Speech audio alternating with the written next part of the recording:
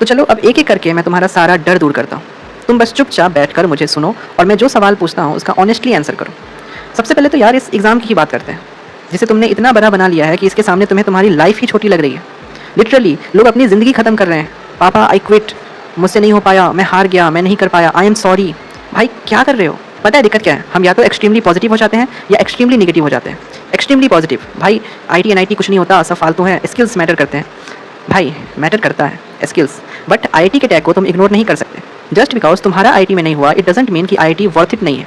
लेकिन तुझे ये मैच्योरिटी रखनी पड़ेगी कि तू ये समझ सके it was just an entrance exam. UPSC थोड़ी था यार कि तूने क्रैक कर लिया, वाओ कांग्रेचुलेशन, आप एक शहर के राजा हो। नहीं, अगर तूने ये क्लियर कर लिया, पहली बात तो यहाँ पास या फेल जैसा कुछ नहीं होता। You either get a higher rank or a lower rank. क्या होगा हायर रैंक पे? तुम्हें एक बेहतर कॉलेज मिलेगा, बेहतर ब्रांच मिलेगा। लोअर रैंक पे क्या होगा? इसके कंपैरिजन में थोड़ा सा लोअर ब्रांच, लोअर कॉलेज ये मिलेगा। और क्या होगा वहाँ पे? वहाँ तुम्हें पढ़ाई करनी है 4 साल तक इंजीनियरिंग की। It is just an entry test, यहाँ से तुम्हारा करियर स्टार्ट होता है, ख़त्म नहीं। इट इज़ जस्ट यू जो ओवर थिंक कर रहा है, खुद को अंडर एस्टिमेट कर रहा है कि मैं तो कुछ हूँ ही नहीं। और ये होते हैं एक्सट्रीमली निगेटिव लोग कि भाई मैं तो कुछ कर ही नहीं सकता, मेरा एग्ज़ाम नहीं निकला, मैं तो एक फेलियर हूँ। भाई मेरे एक सवाल का ऑनेस्टली जवाब दो, तुम आईटीएन बनना चाहते थे या इंजीनियर बनना चाहते थे? ओवर थिंकर है ना तू? बता कमेंट में कि ये सवाल कितना ज़्यादा डीप है। हाँ भाई, क्यों चूज़ किया तुमने साइंस स्ट्रीम को? क्यों चूज़ किया तुमने इस फील्ड को? पता है आज से 2-3 साल बाद तुम किसी से ये नहीं पूछ सकते कि तुम क्यों जेईई के फील्ड में आए, क्यों तुमने नीट चूज़ किया, क्योंकि ये वो लोग हैं जिन्हें क्लास 6-8 से ही रैट रेस में दौड़ा दिया गया, जिनका डिसीजन किसी और नहीं ले लिया। लेकिन मुझे मालूम है तुम वो नहीं हो, तुमने खुद चूज़ किया था इस बात को, इस जर्नी को। क्यों चूज़ किया था? सिर्फ इसलिए कि आईटी नाम के कॉलेज में एडमिशन हो जाए? मैं बताता हूँ, तुमने ये पाथ इसलिए चूज़ किया क्योंकि तुम सुंदर पिचाई जैसे लोगों से इंस्पायर थे। गूगल, माइक्रोसॉफ्ट जैसी बड़ी बड़ी कंपनीज क्रिएट करनी थी, इंडिया को टेक्नोलॉजी के फील्ड में सबसे आगे लेके जाना था। पर पता नहीं पिछले 2 साल में ये ड्रीम कहाँ ख़त्म हो गया, और तुझे ये क्यों लगता है कि तू अब इसे पूरा नहीं कर पाएगा? पता है यही डिफरेंस है कि क्यों आईटीज़ को टॉप पे माना जाता है। Because of their environment, because of their students. वहाँ के बच्चे कुछ करना चाहते हैं, पैशनेट होते हैं, एस्पिरेशनल होते हैं। जबकि लोअर कॉलेजेस में तुम्हें मैक्सिमम भीड़ मिलती है जो सिर्फ इन्जॉय करने के लिए आई है। और यही रीज़न है कि जब एक अच्छा स्टूडेंट भी यहाँ जाता है तो वो मीडियोकर बन के रह जाता है।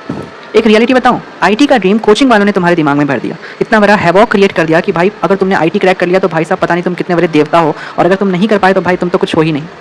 इतना ही नहीं, ये कोचिंग वाले तुम्हारे इमोशन के साथ खेलते हैं। तुमने कभी ऑब्जर्व किया है, इन लोगों ने तुम्हें मसीहा बना दिया है, अपनी फैमिली का मसीहा। बेटा तुम ही हो वो जो अपने फैमिली को पॉवर्टी लाइन से ऊपर लाएगा, डेवलप करेगा, सपने पूरे करेगा। अब इसमें कुछ गलत नहीं है, इनफैक्ट ये चीज़ें हमारे माइंड में होनी चाहिए।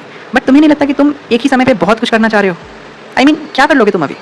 मसीहा बनने के चक्कर में तुम्हें नहीं लगता कि तुम अननेसेसरी प्रेशर ले रहे हो कि भाई मेरे से एग्ज़ाम नहीं निकला, अब मैं कैसे डेवलप कर पाऊँगा, कैसे ड्रीम्स पूरा कर पाऊँगा?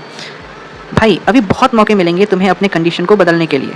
मैं तुम्हें एक और रियलिटी बताता हूँ। बहुत से लोगों को अभी फील हुआ होगा कि वो इंजीनियरिंग के लिए पढ़ाई कर रहे थे, वरना उन्हें रैट रेस में पता ही नहीं चला कि वो पढ़ क्या रहे हैं, क्यों पढ़ रहे हैं और किसके लिए पढ़ रहे हैं। जब क्वेश्चन आया भी दिमाग में तो कोचिंग वालों ने कह दिया बेटा अभी ये सब मत सोचो, जो मैं पढ़ा रहा हूँ पढ़ते जाओ, तुम्हारे पास अभी ये सब सोचने का समय नहीं है। पता है आईटीएन का मतलब सिर्फ वो नहीं होता जो आईटी से पास आउट है, जिसने आईटी से ग्रेजुएशन की है।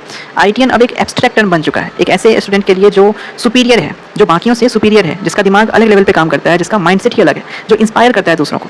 मधुर विरली एक स्टैंड अप कॉमेडियन है जो आईटी दिल्ली से पास आउट है। उन्होंने अपने एक वीडियो में बताया था कि आईटी में तुम्हें एक ऐसे लोग मिलेंगे जिन्हें देख के तुम्हें लगेगा कि यार ये कैसे आईटी पहुंच गया, जिन्हें देख के तुम्हें डाउट होगा कि ये कैसे आईटीएन बन गया।